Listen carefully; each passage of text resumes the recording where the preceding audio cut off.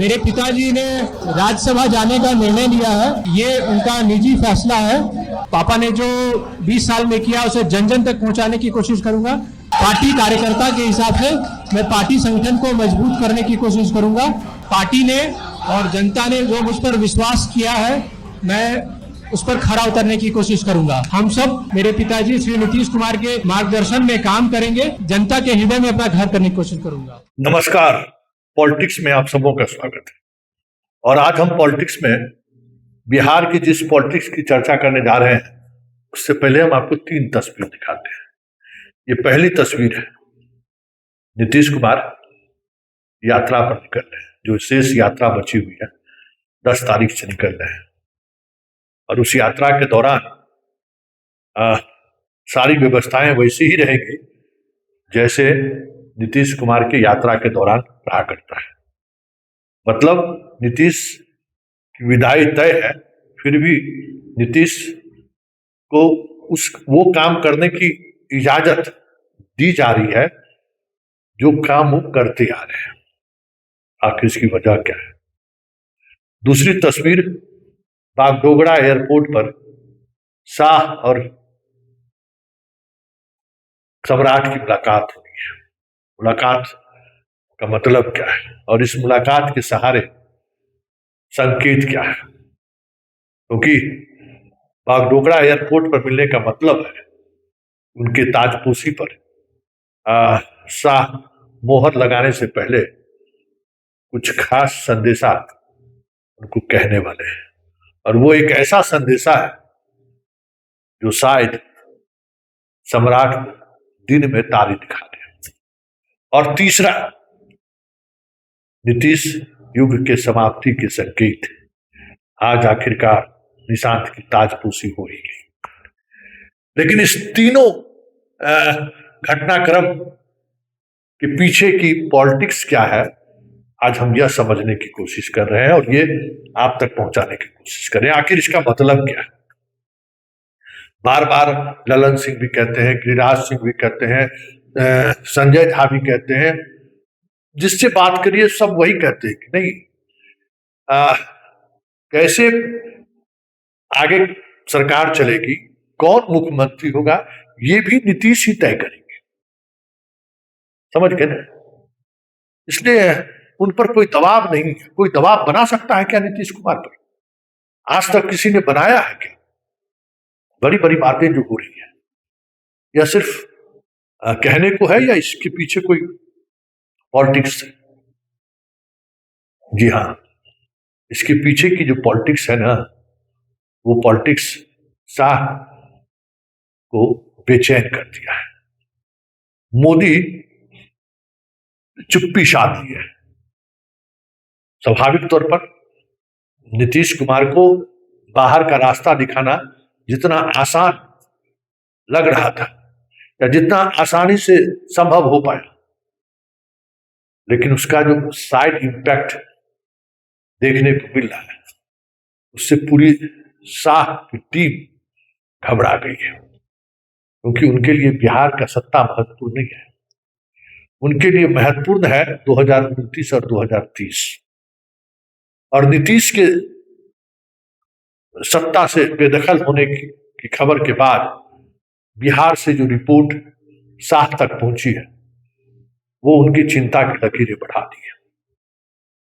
Report ये है कि नीतीश कुमार को आपने बाहर का रास्ता तो दिखा दिया, लेकिन साथ साथ आप इस आरोप से भी अपने आप को नहीं बचा पाए, या उस आरोप से आप लड़ गए हैं कि नीतीश एक पिछड़ा मुख्यमंत्री को गद्दी से हटाने वाले लोग यही लोग हैं, बीजेपी के लोग हैं। और वो पूजा पार्टी जो सवर्णों का एक कुनबा है, उसके सहारे इस कह सकते हैं कि सत्ता से नीतीश को बेदखल करने की योजना पर कार्य रूप दिलवाया गया है पूजा पार्टी के द्वारा से। इस वजह से जो इमेज बीजेपी की गई है पिछड़ों के बीच, वो पिछड़ा विरोधी का इमेज गया है।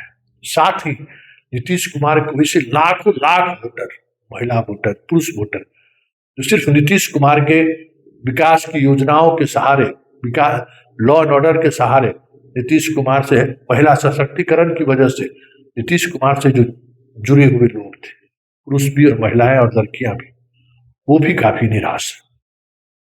ऐसे में शाह के लिए अब ये चुनौती, सबसे बड़ी चुनौती बनकर सामने आया है कि जो नीतीश का वोट बैंक है, वो वोट बैंक कैसे गठबंधन के साथ बने रहे। आज बागडोगरा में शाह और सम्राट के बीच इसी मुतल्लिक बातचीत है, क्योंकि पता है कि अब तुलना लालू के शासन से नहीं होगा, अब तुलना नीतीश के शासन से होगा। और जैसे जैसे तुलना बढ़ेगा, तुलनात्मक चीजें बढ़ेंगी, सरकार की मुश्किलें बढ़ेगी, क्योंकि परफॉर्मेंस तो देना पड़ेगा। और आज की तारीख में बिहार के बीजेपी के जितने भी बड़े नेता हैं, वो परफॉर्मेंस के लिहाज से नीतीश के दूर दूर तक नीतीश के आसपास नहीं है। समझदारी की तो बात ही छोड़ दीजिए, नीतीश कहां कह सकते हैं कि एवरेस्ट, और बीजेपी के तमाम नेताओं की बात करिए तो एक साधारण सा बूढ़ा पहाड़ भी नहीं है, इतनी बड़ी खाई है दोनों के बीच। उसका असर गवर्नमेंट पर पड़ेगा। एक तो पहले से नीतीश कुमार के हटाए जाने को लेकर जो एक इमेज बनी है बीजेपी की, उससे लोगों की नाराजगी तो है ही। सवर्ण हो, महिलाएं हो, चाहे पिछड़ा, गुस्से में सब लोग हैं। कम से कम 1 साल भी तो रहने देता, ऐसी क्या हड़बड़ी थी? क्योंकि इमेज तो नीतीश कुमार को यही लोग बनाए थे, चुनाव कैंपेन के दौरान भी और हाल के दिनों में विकास की योजनाओं की रोज जो बाहर निकलकर समीक्षा करते थे। तो आम लोग समझते हैं कि वो ठीक है, तब तो इतना काम कर रहे हैं। वो सरकार को चलाने के लिए वो इमेज बनाने की कोशिश हो रही थी। आज वही इमेज इनके गले की फांस बन गई है कि ये लोग जानबूझ के हटा दिया। कम से कम 1 साल 2 साल तो रहने देता, वोट तो उसके नाम पर मांगे थे। तो ये जो नैरेटिव बिहार में सेट होने लगा है, उससे बीजेपी बहुत घबराई है। शाह, क्योंकि यह निर्णय पूरी तौर पर शाह का निर्णय है। मोदी इस मामले में चुप्पी साध रखे, और शाह समझ रहे हैं कि अगर ये निर्णय उल्टा पड़ा तो फिर प्रधानमंत्री बनने की बात तो छोड़िए, वापस गुजरात लौटना पड़ जाए तो कोई बड़ी बात नहीं होगी, क्योंकि ये बिहार है। बिहार से अगर कुछ चीजें बिगड़नी शुरू हुई तो पूरे देश स्तर पर आंदोलन खड़ा होने में हफ्ते नहीं लगेंगे। जिस तरीके का माहौल धीरे धीरे केंद्र की सरकार और मोदी के और शाह के खिलाफ बनता जा रहा है। इसलिए अब चुनौती यह है कि नीतीश कुमार का वोट बैंक एनडीए के साथ बनी रहे, इस पर काम करने की जरूरत है। निशांत की ताजपोशी, और उस ताजपोशी में भूजा पार्टी की सक्रियता और बीजेपी के द्वारा स्वागत योग्य कदम बताया जाना भी उसी की एक कड़ी है, जिसके सहारे अब बीजेपी चाह रही है कि नीतीश का वोट बैंक एनडीए के साथ बने रहे। ये बिहार, यही देखिए बिहार की राजनीति का अपना मिजाज। अन्य जितने राज्य हैं वहां हमेशा बीजेपी की कोशिश रही कि जो क्षत्रिय दल है उसको खत्म कर देना है, और खत्म कर भी दिया। महाराष्ट्र में देख लीजिए, हरियाणा में देख लीजिए, जहां बिहार छोड़कर जहां देखिए वहां क्षेत्रीय दल को उसने खत्म कर दिया। और यहां देखिए कि जो क्षेत्रीय दल उनके सरकार में उनके साथ है, ये अलग बात है, उनके समर्थन से केंद्र में उनकी सरकार चल रही है, ये अलग बात है। लेकिन उस क्षेत्रीय दल को बनाए रखे, बचाए रखे, इसके लिए आज बीजेपी जितना जुगत भिड़ा रही है, यही तो पॉलिटिक्स है। और इसी पॉलिटिक्स को तो समझना है। कल तक भुजा पार्टी हो या बीजेपी, निशांत को खास तरीके से इस्तेमाल करना चाहते थे, ताकि वो इमेज बना रहे कि नहीं, नीतीश का विचार, नीतीश का व्यक्तित्व, नीतीश के पुत्र के सहारे हम उसके वोटर को प्रभावित करते रहे।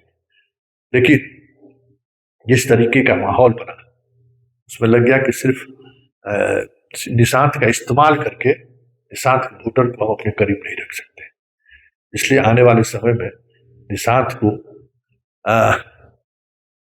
लगातार जिम्मेवारी बढ़ते हुए आपको देखने को मिले तो कोई बड़ी बात नहीं होगी।